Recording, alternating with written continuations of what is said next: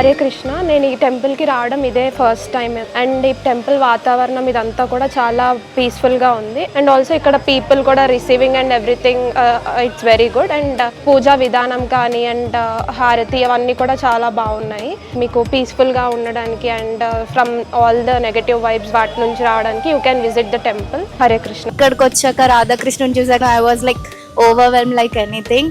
చాలా బాగా అనిపించింది, చాలా పీస్ ఆఫ్ మైండ్. అండ్ వాళ్ళు భజన స్టార్ట్ చేశాక మాకే తెలీదు, మేము భజనలో కూడా పార్టిసిపేట్ చేసేసాము. ఎంట్రీలోని అక్కడ గోసేవ చేయడానికి కోసం కూడా గోమాతలు అన్నీ ఉన్నాయి.